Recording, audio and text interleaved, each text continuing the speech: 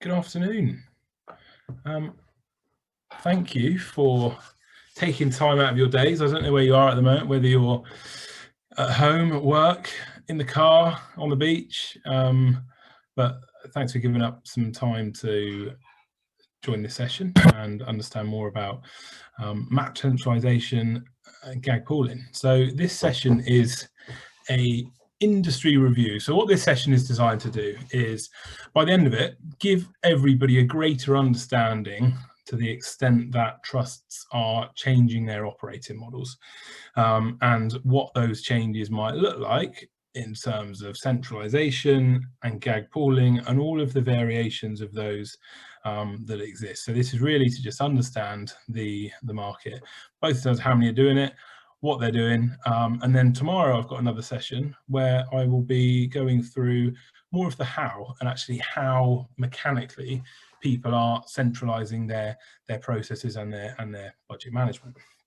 So as this is a sponsor session, I get to introduce IMP. So IMP Software, we're a relatively new business, so we're coming up to our second birthday in February, but we provide budget planning, forecasting and financial reporting software to a growing number of MATs across the country. Primary difference between us and all the other tools that are out there is that we've only been around 2 years, so therefore we've built our tool specifically for multi-academy trust. So it's one system for the trust, and everybody else in the market tends to have built a school-led approach, which obviously 10 years ago, these things called MATs weren't really around, but that's how we're fundamentally different.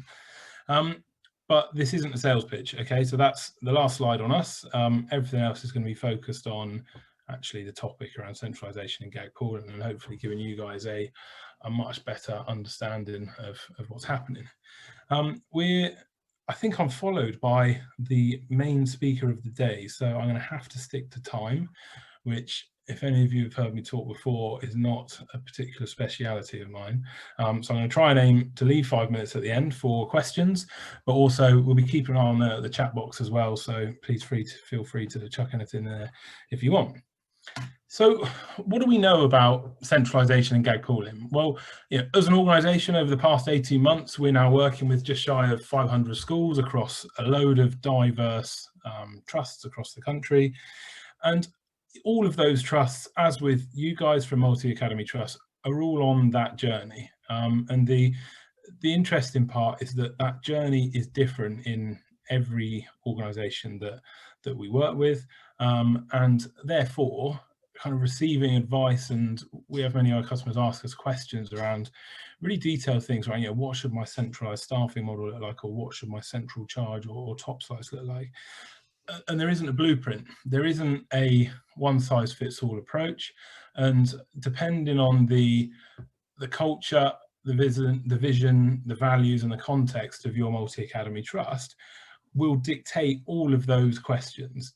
So what we really try to do is just to share the experiences that are out there, and share the different ways that people are working, so only you guys will know what will best fit your trust in your stage of development and your context. In addition to those trusts that we're working with, we've also done some research. So we've done 2 pieces of research, and part of this is because I'm fascinated by operating models in multi-academy trusts, and I know that sounds a bit silly, but genuinely I've been in this space for a long time. So back in July, we did a paper with CJ Kirk Associates, where we surveyed 56 we got responses from 56 multi-academy trusts that had attended one of our webinars on GAG pooling. So we've got that data set. And then over the past couple of months, we've also been putting together a white paper where we've interviewed, I think it's 9 or 10 CEOs, CFOs, COOs from a range of trusts across the country to get a real deep dive on their experiences and what they're doing internally. So those are kind of the sources that I'm going to be using for some of these things, along with the Creston benchmarking data, which I'm sure you're all aware of. So first of all, we get asked the question, what are the benefits? What are the benefits of centralisation and GAG pooling? And quite a lot of the time, this question is focused around the pounds and the pence savings. You know, what does this save me? What's the benefit to the bottom line?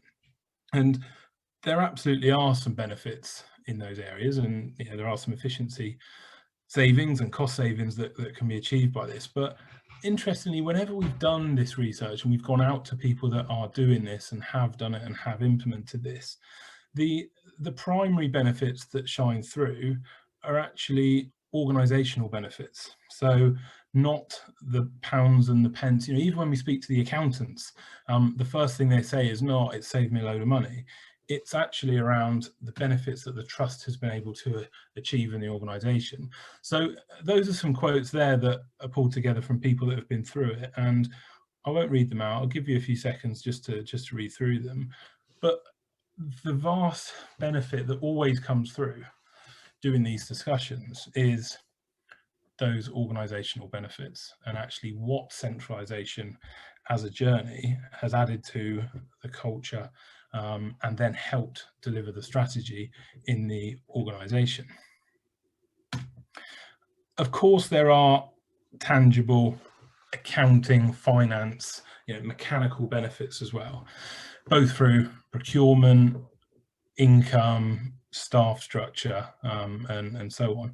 But I just wanted to perhaps draw your attention to the fact that most of the benefits that we hear, the real strong benefits that come through from the leadership of these trusts, is not around the pounds and the pence. Okay, so actually this process and the benefits that centralisation and GAG pooling can provide actually really focus on the benefits to the organisation as a whole. So we see quite a few variations, and whenever I do these talks, I talk about the variations of things that exist, and excuse me, no two trusts do it the same way. So what we see is essentially four models, four broadly defined models where different trusts take different views, and they are from centralisation of process through to GAG pooling. But actually there's really defined differences in all of those stages. And I've got this along a kind of a journey. So as we move from left to right, the first part that we often see, and is probably the most widely adopted centralisation, is around transactional centralisation in the finance function, which starts with centralising the bank account, and often leads to centralisation of purchase ledger or treasury management, and actually thinking about where transaction initiations have, but where the finance engine room is within the organisation. And that's the most common first step that we see. Another flavour of centralisation, which is generally the next step, is then around the accountability and budget management. So with the accountability side, we then start to see changes to the accountability framework and where responsibility sits, and does financial responsibility for setting the budget and delivering against the budget, does that still sit at school level? That's where we see it really move towards the centre, and you know, completely aside from transactional, centralisation of management and accountability is the next stage on that process. Beyond that, we then get to GAG pooling, and GAG pooling is a term that gets thrown around, but again, there are so many variations of what that can look like being applied across the sector. So I'm going to dig down on these a bit more in a little bit, but predominantly there's two core types of GAG pooling that we see. One of those is pooling of reserves. So therefore, each school still responsible for in-year income and expenditure, managing their budget. They get a budget and they're accountable for that. But it's then the reserves picture, so any surplus deficit both brought into the trust and also then produced on an in-year basis is then pooled trust-wide, so those reserves can then be allocated based on a whole range of methodologies that I'll talk through. The latter version of GAG pooling that is probably the least developed and most widely seen process in the sector, is actually around pooled funding, where the funding model is changed within the organisation. And there are lots of different methods of how people do that, but predominantly there's a pooling of funds, so therefore all of the income goes to the centre, and there is then a methodology to either allocate that back out to schools to be managed and monitored at school level, or split up and devolved centrally. So those are four very different things, but are always held under the banner of centralisation and GAG pooling. But an organisation at each of those steps is completely different from the one next to it. So I'd always want to just highlight how broad a term budget centralisation and GAG pooling is, just to help understand how big a subject it is and what the varied applications are.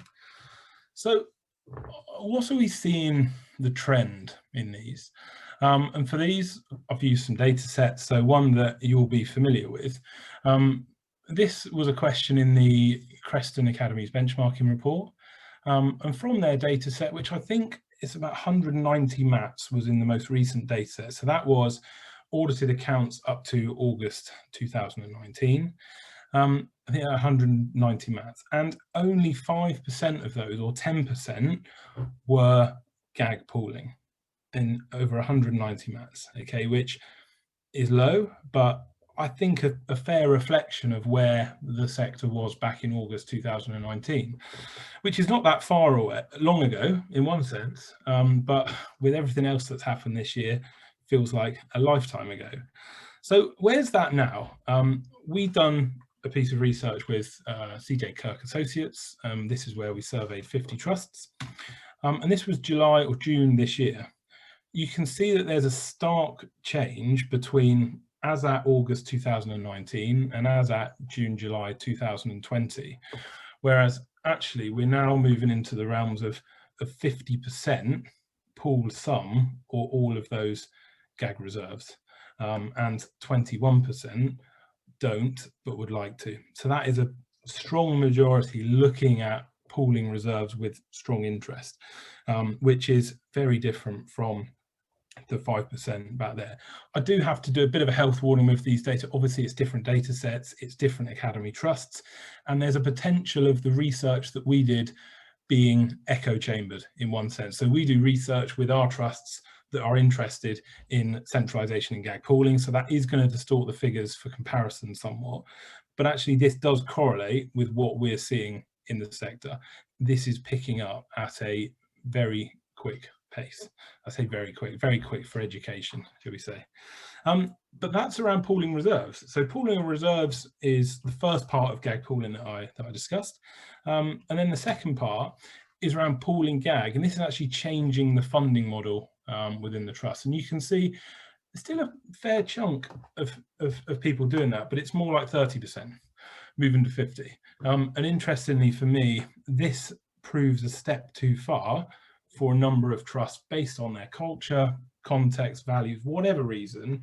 We've got over a third of trusts saying we don't want to do that and we don't intend to do that. So it's quite interesting to me that actually pooling reserves seems to be okay from the vast majority, but actually changing the funding model is a step too far for some trusts, which again is exactly what we're seeing out in the sector. And in both cases, the kind of largest unmet need and where we're seeing a lot of activity and discussion and question are in those first two sections. So academies with between 2 and 10 schools. You can see here that there's a big chunk don't but would like to, and also here there's a big chunk that don't that would like to. So that unmet need indicates kind of where that movement is going to be over the next 12 to 18 months.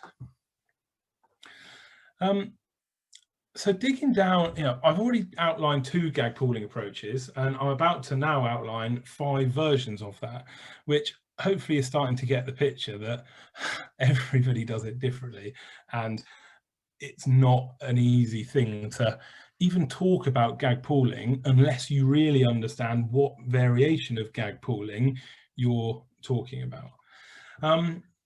So what we've seen is 5 broad. I do see some questions coming in. I'll get in a couple of slides. I'll pause for questions. Sorry, in probably 2 slides. The 5 approaches that we see. So this is where actually there's a funding model change, needs-based, ICFP-based model. So that's where they do an ICFP process across all schools and therefore understand the need of each school based on ICFP principles and associate the funding accordingly. That was actually in use by over 40% of the trusts that we're GAG pooling.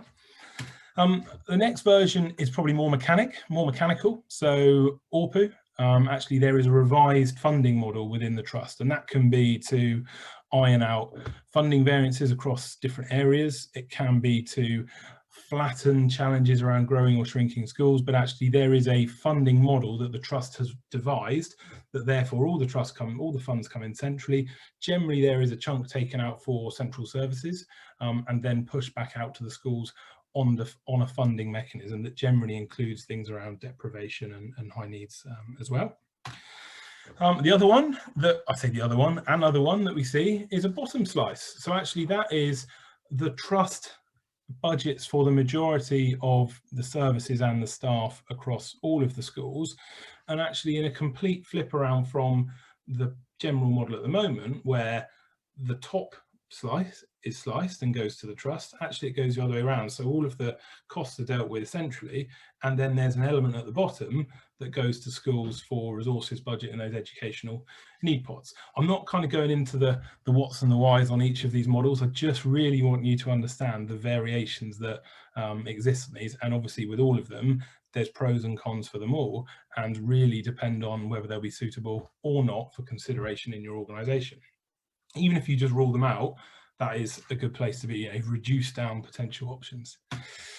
Top slice max is quite a common one, where actually top slice, we're not talking about 5%, the normal, we're talking 10, 15, 17% that actually includes an awful lot centrally. So you think about estates, you think about premises, IT, administration, much more of that moves from the school budget allocation to the central budget allocation, and therefore the budgets are split differently there.